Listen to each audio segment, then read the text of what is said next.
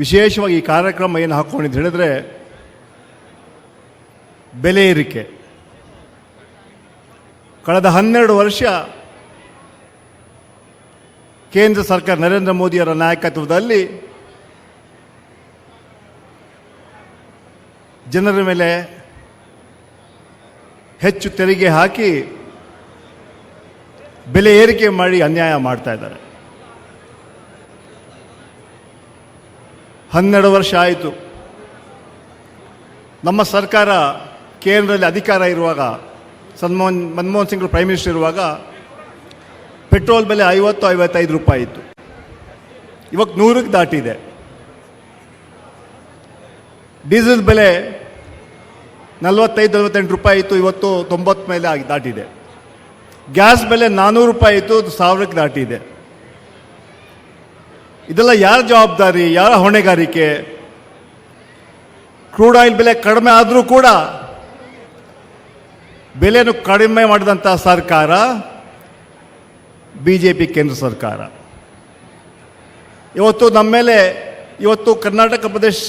Karnataka BJP ನಮ್ಮ ವಿರುದ್ಧ ಪ್ರತಿಭಟನೆ ಮಾಡ್ತಾ ಇದ್ದಾರೆ.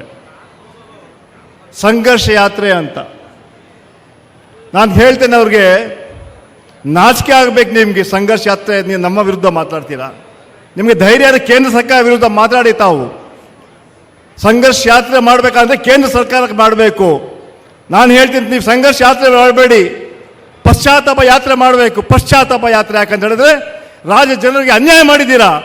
5 ಕೇಂದ್ರ ಮಂತ್ರಿಗಳಿದ್ದೀರಾ, 20 MP ಕೂಡ ರಾಜ್ಯಕ್ಕೆ ಅನ್ಯಾಯ ಆಗ್ತಾ ಇದೆ. ಅದಕ್ಕೆ ಪಶ್ಚಾತ್ತಾಪ ಸಂಕಲ್ಪ ಯಾತ್ರೆ ತಾವು ಮಾಡಬೇಕಾಗಿದೆ. ಇವತ್ತು ನೀವು ನಮ್ಮ ಸರ್ಕಾರ ಕಳೆದ 2 ವರ್ಷದ ಪ್ರಾಮಾಣಿಕವಾಗಿ ಜನಸೇವೆ ನಾವು ಮಾಡ್ತಾ ಇದ್ದೀವಿ. ಸ್ವಲ್ಪ ಬೆಲೆ ಏರಿಕೆ ಆಗಿರ್ಬೋದು. ನರೇಂದ್ರ ಮೋದಿ ಪಕ್ಕದಲ್ಲಿ ಒಬ್ಬರು ನಿರ್ಮಲಾ ಸೀತಾರಾಮನ್, ಇನ್ನೊಂದು ಕಡೆ ಪ್ರಹ್ಲಾದ್ ಜೋಶಿ, ಇಂಥ ಮಂತ್ರಿಗಳಿದ್ರು ಕೂಡ ಕರ್ನಾಟಕಕ್ಕೆ ಯಾಕೆ ಅನ್ಯಾಯ ಆಗ್ತಾ ಇದೆ, ಕರ್ನಾಟಕಕ್ಕೆ ಬರೋಂಥ ಪಾಲನೆ ಯಾಕೆ ಕೊಡಿಸೋ ಧೈರ್ಯ ನಿಮಗಿಲ್ಲ?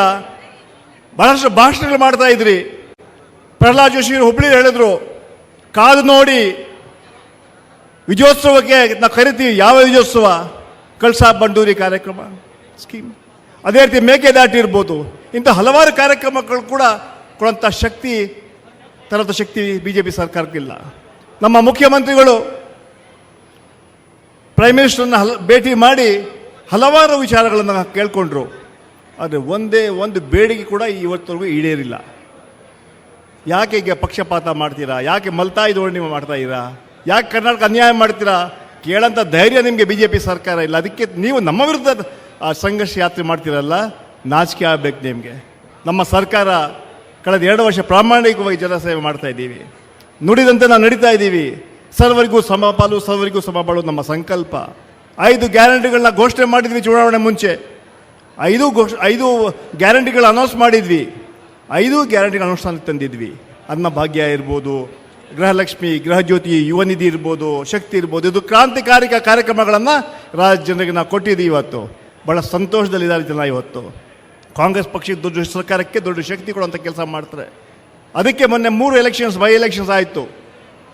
ಶಿಗ್ಗಾಂವ್ ಎಲೆಕ್ಷನ್ ಇರ್ಬೋದು, ಸಂಡೂರು ಇರ್ಬೋದು, ಚನ್ನಪಟ್ಟಣ, 3 ಚುನಾವಣೆಯಲ್ಲಿ ಜನ ಕಾಂಗ್ರೆಸ್ ಪಕ್ಷಕ್ಕೆ ಆಶೀರ್ವಾದ ಕೊಟ್ಟು ಕಾಂಗ್ರೆಸ್ ಗೆಲ್ಲಿಸಿದ್ದೀವಿ. ನುಡಿದಂತೆ ನಡೆದೀವಿ ನಾವು ಕಾಂಗ್ರೆಸ್ ಪಕ್ಷ. ಆದರೆ ಕೇಂದ್ರ ಸರ್ಕಾರ ಇವತ್ತು ಸಂಪೂರ್ಣವಾಗಿ ವಿಫಲರಾಗಿದ್ದಾರೆ. ಏನು ಬೆಲೆ ಏರಿಕೆಯನ್ನು ಕಡಿಮೆ ಮಾಡುವಂತಹ ಮಾತೇ ಅವ್ರು ಮಾತಾಡ್ತಾ ಇಲ್ಲ. ಅವರ ಪಕ್ಷ ಕರ್ನಾಟಕದಲ್ಲಿ ನಮ್ಮ ವಿರುದ್ಧ ಹೋರಾಟ ಮಾಡ್ತಾರೆ. ಅವರು ಹೋರಾಟ ಮಾಡ್ತಾ ನೈತಿಕತೆ ಕಳ್ಕೊಂಡಿದ್ದಾರೆ.